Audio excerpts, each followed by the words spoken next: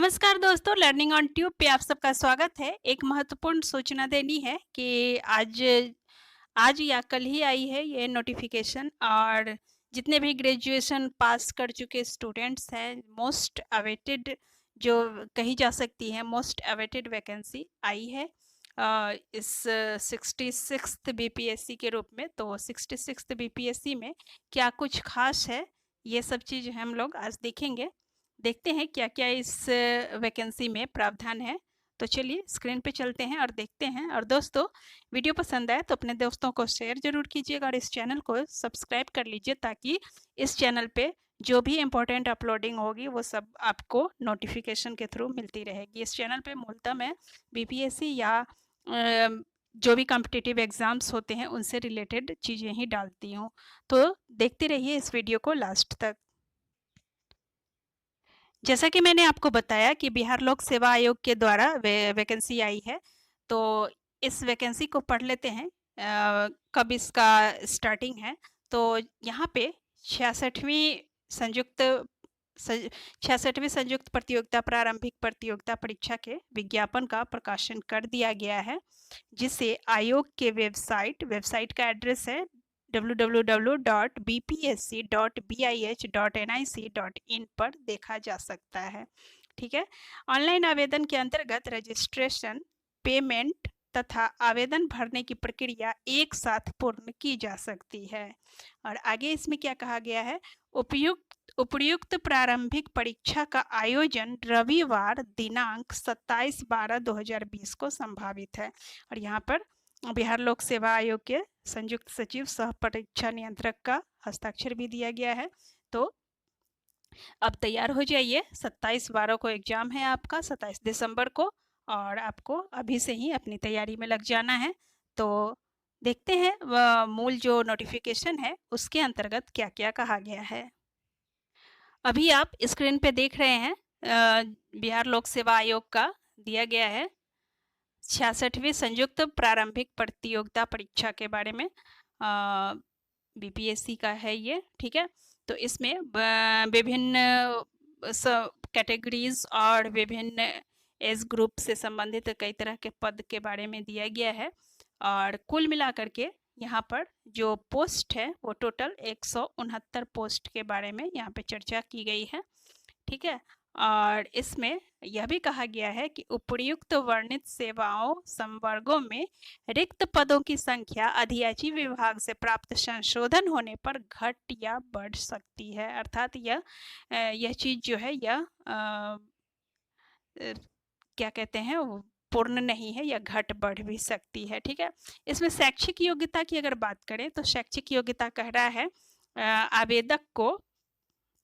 आवेदक को जो है यह मान्यता प्राप्त विश्वविद्यालय से स्नातक अथवा समकक्ष परीक्षा में उत्तीर्ण होना आवश्यक है। ठीक है। मान्यता प्राप्त होना चाहिए उनका यूनिवर्सिटी, और वहां से स्नातक होना चाहिए या उसके समकक्ष होना चाहिए। ऑनलाइन आवेदन भरते समय आवेदक को ऑनलाइन आवेदन पत्र के विहित कॉलम में स्नातक या समकक्ष डिग्री के संबंध में पूर्ण सूचना देना अनिवार्य होगा। इसके अलावा आरक्षण की अगर बात करें तो ऑनलाइन आवेदन पत्र में इंगित कॉलम में अगर आरक्षण का दावा नहीं करते हैं तो आरक्षण का दावा मान्य नहीं होगा। ठीक है। यहाँ पे दिया गया है आरक्षण का दावा मान्य नहीं होगा, लाभ नहीं मिलेगा उसका। और जाति के आधार पर आरक्षण उन्हीं उम्मीदवारों को मिलेगा जिनका स्थायी निवास बिहार राज्य में है, अर्थात जो बिहार राज्य के निवासी है। यहाँ पे दिया गया है जो बिहार राज्य के मूल निवासी है उन्हीं को आरक्षण का लाभ मिल सकेगा। बिहार राज्य के बाहर के निवासी या जो कि वैसे अभ्यर्थी जो कि दिव्यांग है अर्थात अनारक्षित कोटि की महिलाएं को छोड़ करके आरक्षण का लाभ दे नहीं होगा। अर्थात कहने का मतलब ये कि बिहार राज्य के बाहर के जो भी निवासी है उनमें से वैसे ही अभ्यर्थियों को आरक्षण का लाभ मिलेगा जो या तो दिव्यांग है या फिर अनारक्षित कोटि की महिला है। ठीक है। और इसके अलावा आवेदन में जो स्थायी पता दिया जाएगा वही आरक्षण के प्रयोजन के लिए स्थायी निवास अनुमान्य होगा। जो स्थायी पता आपका लिखा हुआ है वही स्थायी निवास अनुमान्य होगा। अनुसूचित जाति एवं अनुसूचित जनजाति के उम्मीदवारों को निम्नांकित प्रमाण पत्र जमा करना अनिवार्य होगा। पहला तो जाति प्रमाण पत्र और दूसरा स्थायी निवास यानी कि मूल निवास डोमिसाइल प्रमाण पत्र। जाति प्रमाण पत्र और आवासीय प्रमाण पत्र, ये दो चीजें, दो सर्टिफिकेट्स जमा करने होंगे अनुसूचित जाति और अनुसूचित जनजाति के उम्मीदवारों को। इसके अलावा अगर पिछड़ा वर्ग के बारे में बात करें तो पिछड़ा वर्ग के उम्मीदवारों को क्रीमी लेयर रहित प्रमाण पत्र जमा करना होगा। क्रीमी लेयर रहित जो प्रमाण पत्र होगा वह अत्यंत पिछड़ा और पिछड़ा वर्ग के उम्मीदवारों को जमा करना होगा, ठीक है, जो कि अंचलाधिकारी द्वारा निर्गत होना चाहिए, है ना। नेक्स्ट है आरक्षण का दावा करने वाली विवाहित महिलाओं का जाति क्रीमी लेयर रहित प्रमाण पत्र उनके पिता के नाम एवं पता से निर्गत होना चाहिए, न कि उनके पति के नाम से। अगर जिन महिलाओं की विवाह हो चुके हैं जिनके, वो अगर आरक्षण का दावा करती हैं तो उनका क्रीमी लेयर जो है या फिर जाति प्रमाण पत्र जो क्रीमी लेयर पर आधारित बना हुआ है वह उनके पिता के नाम का होना चाहिए। अगर पति के नाम का होता है तो उनको आरक्षण का लाभ नहीं मिलेगा, ठीक है। तो ये सब चीजें हैं। और इसके बाद है इसमें कोड दिए गए हैं आरक्षण कोटि, जैसे अनुसूचित जाति यानी कि SC के लिए है 2 कोड दिया गया है और ST के लिए 3, अत्यंत पिछड़ा वर्ग के लिए 4 है, पिछड़ा वर्ग के लिए 5 है और आर्थिक रूप से कमजोर वर्ग के लिए यानी इकोनॉमिकली वीकर सेक्शंस के लिए 7 है। तो ये सब आवेदन भरते समय ये सब देख लेना आवश्यक होगा, एक बार बढ़िया से नोटिफिकेशन पढ़ लेना जरूरी होगा, ठीक है।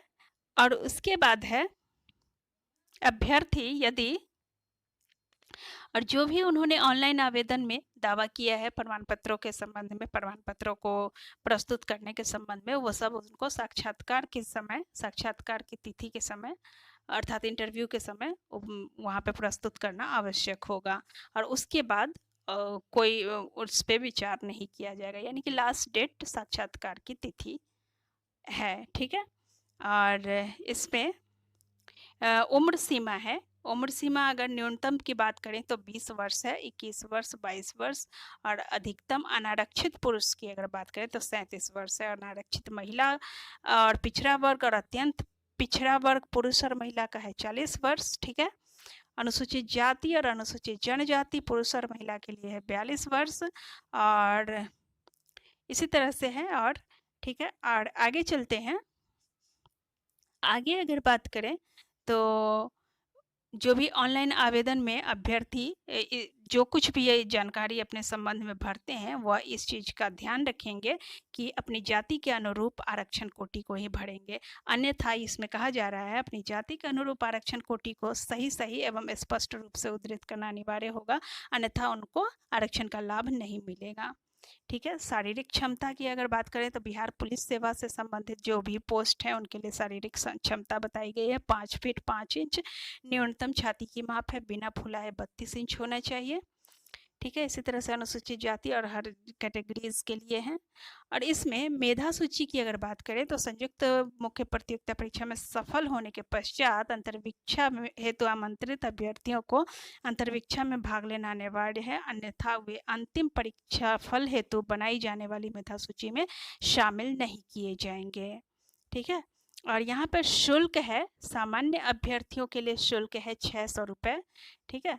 सामान्य अभ्यर्थियों के लिए 600 रुपये है और केवल बिहार राज्य के अनुसूचित जाति और अनुसूचित जनजाति के लिए है 150 और बिहार राज्य के स्थायी निवासी सभी आरक्षित अनारक्षित वर्ग के महिला उम्मीदवारों के लिए भी 150 है और दिव्यांग अभ्यर्थियों के लिए भी 150 रुपये है और उसके अलावा अन्य सभी उम्मीदवारों के लिए है 600 रुपये, ठीक है।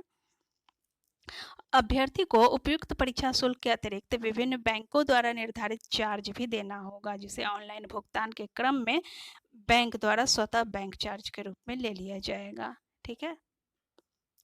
और वैसे सभी कोटि के दिव्यांग अभ्यर्थी, दिव्यांगों के बारे में यहाँ पे दिया गया है, दिव्यांग अभ्यर्थी जो कि आरक्षण का दावा करते हैं तो अगर वे दिव्यांग अभ्यर्थी अनुसूचित जाति या अनुसूचित जनजाति कोटि से आने वाले अभ्यर्थी हैं तो उनके लिए यह कहा गया है कि वे लाभ का आरक्षण के लाभ का दावा करते हैं तो उनके लिए उससे संबंधित परीक्षा शुल्क जमा किया जाता है और भविष्य में वैसे अभ्यर्थियों द्वारा दिव्यांगता से संबंधित प्रमाण पत्र प्रस्तुत किया जाना अनिवार्य है। अगर प्रस्तुत नहीं किया जाता है या उस पर किसी प्रकार का संदेह उत्पन्न होता है तो उन्हें रियायती परीक्षा शुल्क के आधार पर अनर्हित किया जा सकता है। दिव्यांग अभ्यर्थियों एवं अनुसूचित जाति अनुसूचित जनजाति कोटि के अभ्यर्थियों को इस संदर्भ में सूचित किया जाता है कि वे स्वेच्छा से परीक्षा शुल्क सामान्य अभ्यर्थियों के अनुरूप जमा करते हैं तो इस बिंदु पर उसकी अभ्यर्थिता सुरक्षित रहेगी।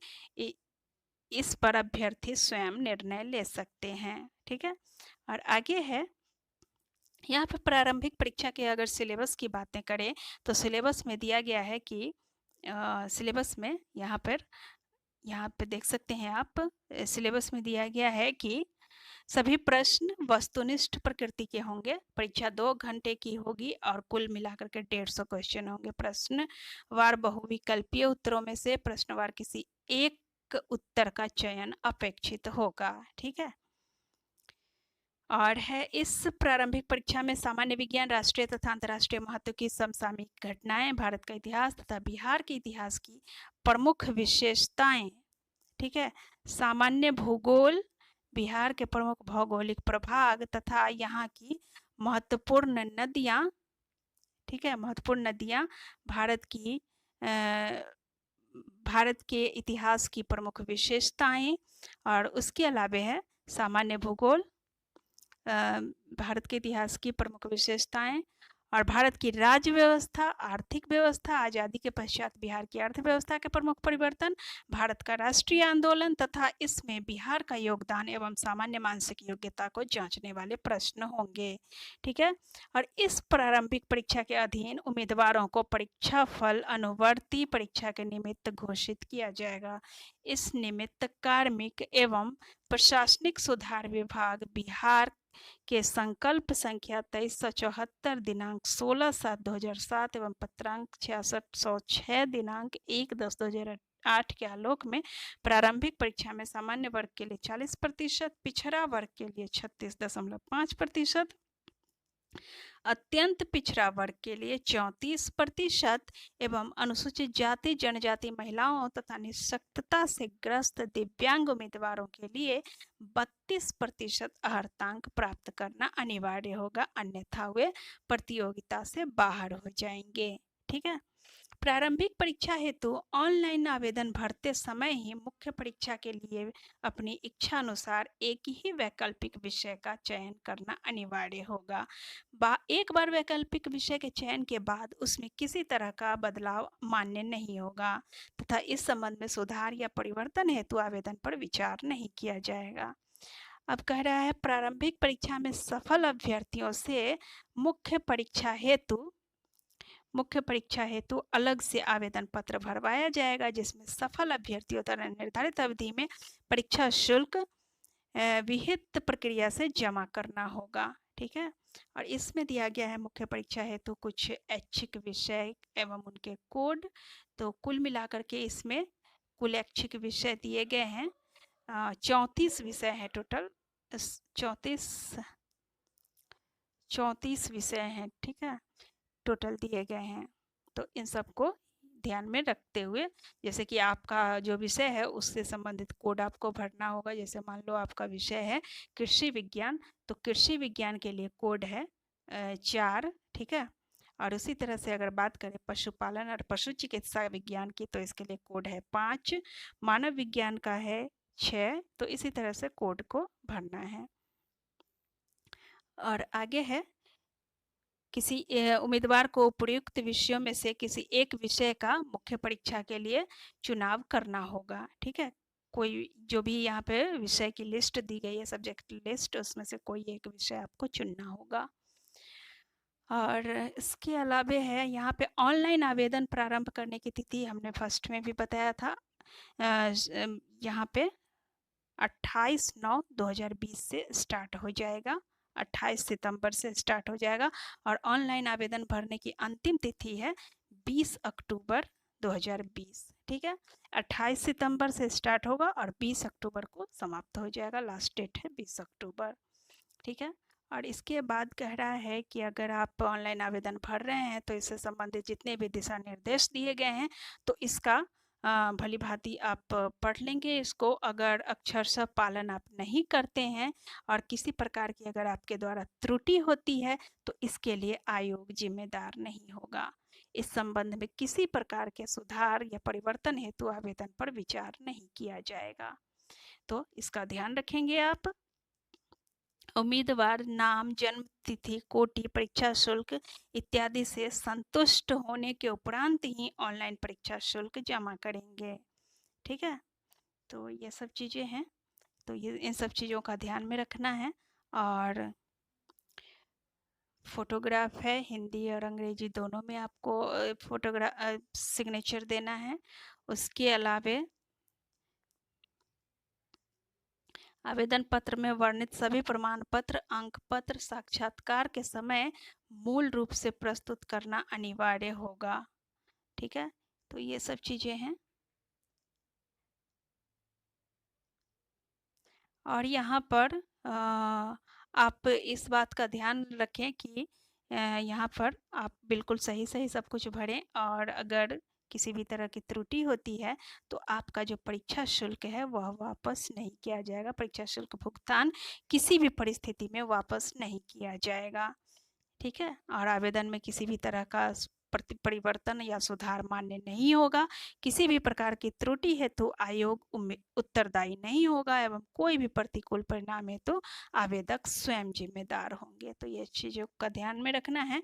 और आयोग की वेबसाइट का एड्रेस दिया हुआ है, यहाँ पे आप देख सकते हैं www.bpsc, सब स्मॉल लेटर है, bpsc.bih.nic.in पर है। तो यहाँ पे जाकर के आप ऑनलाइन आवेदन भर सकते हैं। 28 सितंबर से स्टार्ट हो जाएगा ऑनलाइन आवेदन भरने की प्रक्रिया। तो आज के लिए इतना ही, देखते हैं नेक्स्ट वीडियो में आप सबके साथ।